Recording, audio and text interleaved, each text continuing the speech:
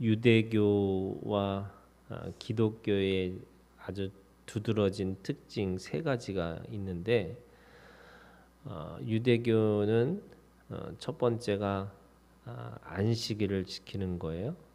그리고 그 안식일을 지키는 사람은 반드시 할례를 지켜야 되고, 또 그 할례를 지키는 사람이 거룩한 자기의 삶을 구별시켜지는 삶으로 살아야 되는 거예요. 이 할례라고 하는 것은 하나님과 그 개인이 약속을 하는 거예요. 그 약속이라는 거는 서로 피와 피의 약속으로 언약의 관계라고 하는 거. 그리고 사람의 편에서 보면은 자기의 피를 흘림으로 인해서 내가 하나님의 것이다. 자기의 삶이 또는 자기가 소유한 것이 자기가 주인이 아니라 바로 하나님이시다라는 것을 보여주는 그 종교적 행위가 바로 할례라고 할 수가 있습니다. 그 할례라고 하는 것은 그런 의미에서 공간적인 하나님 앞에 드리는 거예요. 자기 몸을 드리고 자기가 살고 있는 것을 드리고 또 자기가 가지고 있는 소유 물질을 드리는 것, 그런 의미를 갖고 있는 거죠. 두 번째는 안식일을 지키는 거라고 하는 것은 시간의 개념이에요. 그래서 사람이 노동을 하고 살아야 되는데 그 노동의 가장 중요한 것은 이 노동을 하기 시작하면은 이게 쉴 수가 없는 거예요. 왜냐하면 그 노동을 하면 할수록 자신의 얻어지는 것이 많고 자기의 존재감이 생기는 건데, 그 안식일을 지키라고 하는 그 의미는 네가 그 삶의 시간 속에서 네가 주인이 아니라 바로 하나님이 주인이다라는 거고, 그 노동이라고 하는 것도 하나님 없이는 아무것도 네가 얻을 수 없다라고 하는 의미로서의 안식일을 지키는 거예요. 이 안식일의 의미가 멈춤이거든요. 내가 무엇인가를 계속 뭔가를 하려고 할 때 멈춘다는 것은 다른 사람보다 비교를 해볼 때 그 하루를 까먹고 시작하는 거예요. 이 노동을 하는 사람이 하루치를 일을 안 한다면 그 하루는 자신이 다른 사람한테 뒤지고 처지고 살아갈 수밖에 없는 건데, 바로 안식일을 지키라는 말은 그 모든 것에 채워주는 그 시간이 네 시간이 아니라 바로 하나님이 주인이다라는 것을 이야기하는 거죠. 그 노동의 진정한 가치는 그 쉼에 멈춤에 있다라고 이야기하시면서 네 인생에 가지고 있는 모든 결정의 그 시간의 개념이 네 거가 아니고 하나님의 것이다. 그래서 과거, 현재, 미래 그 모든 것들이 다 하나님의 것이다라고 이야기하시는 거죠. 그 할례와 안식일을 지키는 그러면서 반드시 거룩한 삶을 살아야 되는 거예요. 그 거룩한 삶이라고 하는 것은 제일 먼저 음식법이 있는 거예요. 그 음식법이라는 것은 하나님께서 먹을 것과 먹지 못할 것을 구별시켜 주신 거죠.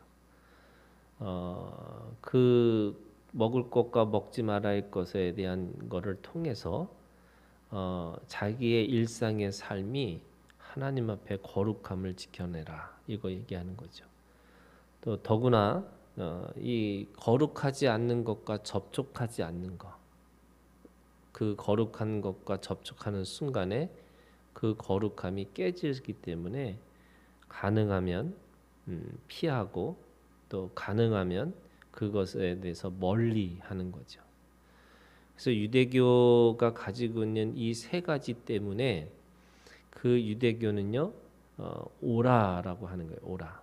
와 보라라는 것처럼 오라라는 거예요. 왜 오냐?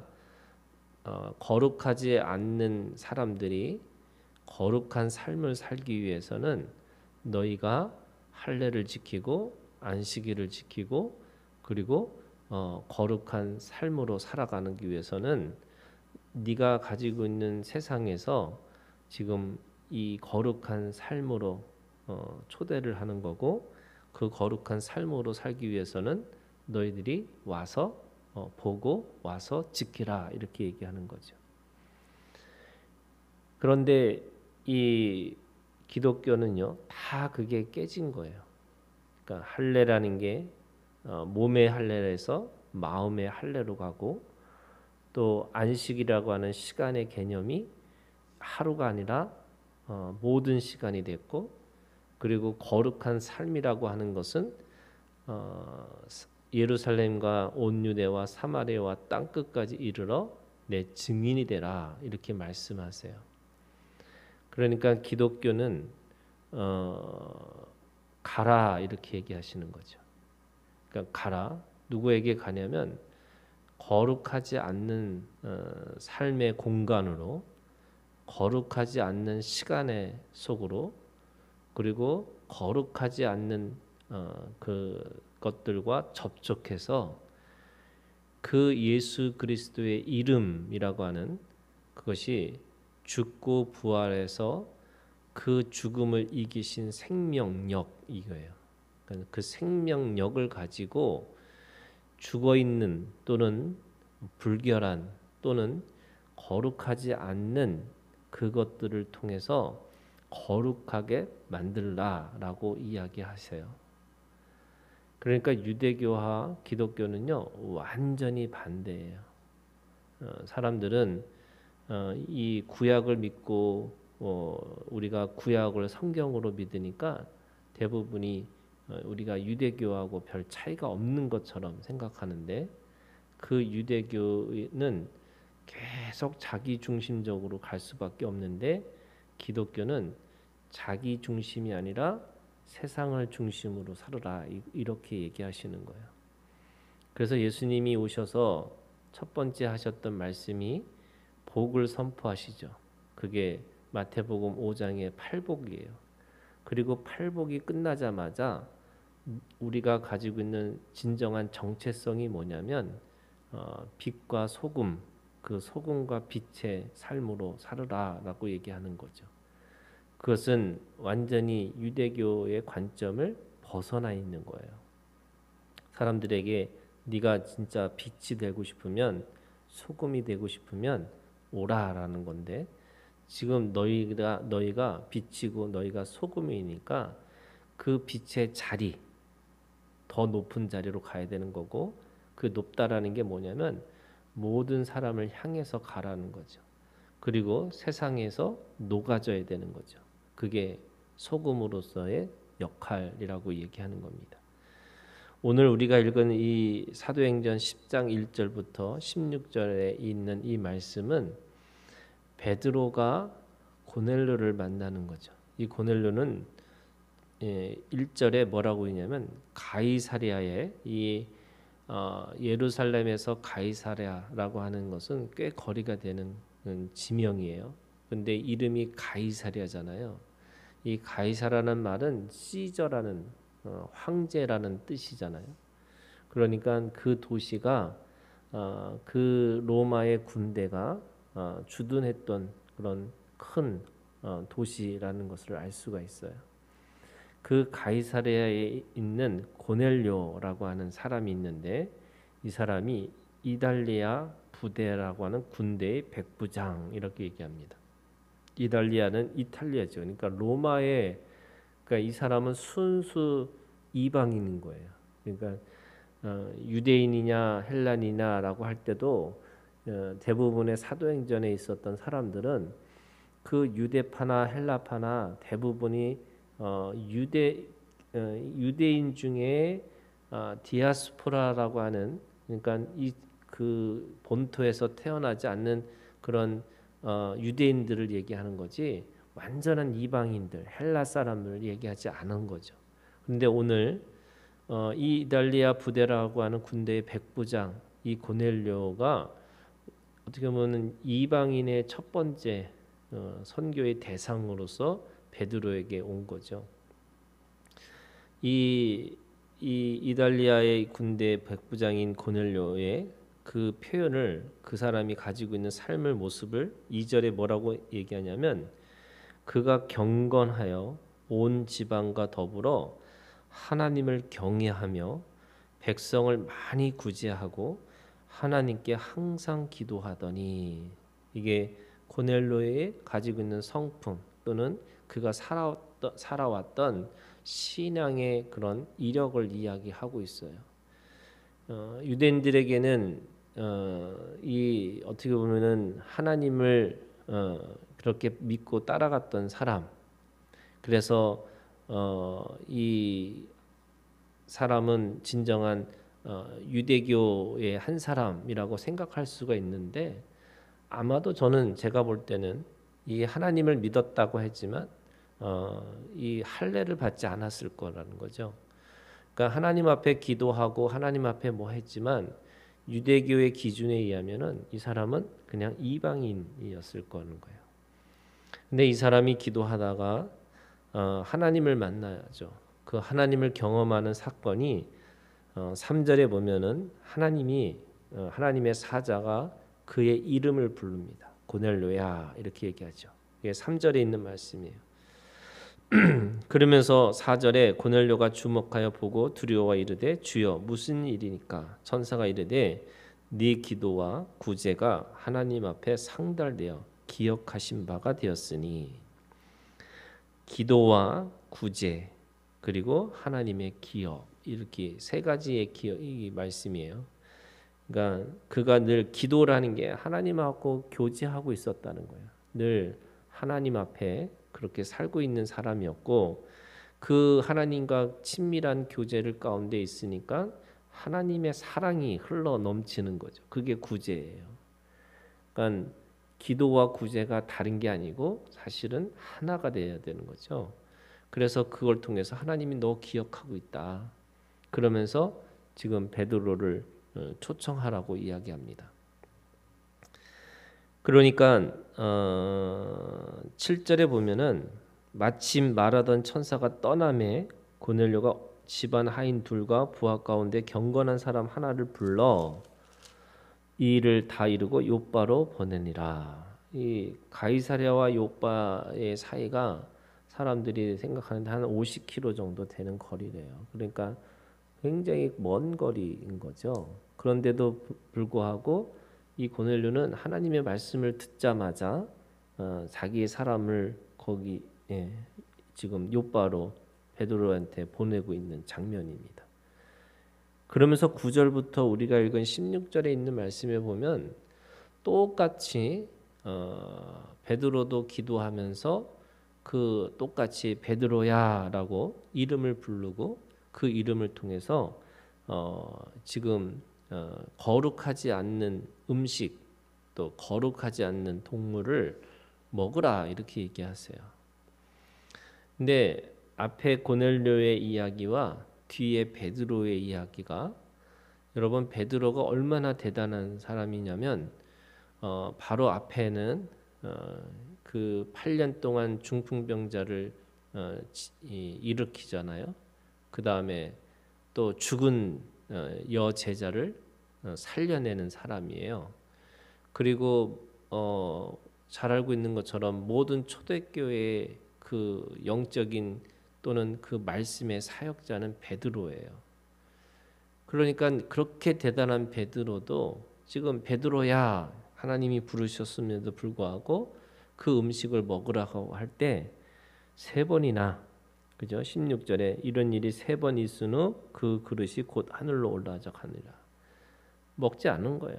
그러니까 이게 그 이방인 이 고넬료는 하나님의 말씀을 듣고 즉시 사람을 보내서 요바로 보내는데 이 베드로는 그렇게 대단한 베드로는 하나님의 그 음성을 듣고서 먹으라고 하는데도 3번이나 그것을 거절하고 있다 이렇게 얘기하고 있는 거예요. 그러니까 이 고넬료의 이방인 고넬료의 이 믿음과 또 정말 믿음의 반석이라고 하는 그 베드로가 똑같은 사건, 하나님을 인격적으로 서로가 이름을 부를 정도로 가까운 그 사이임에도 불구하고 이 베드로는 그것이 도저히 용납되지 않은 거죠.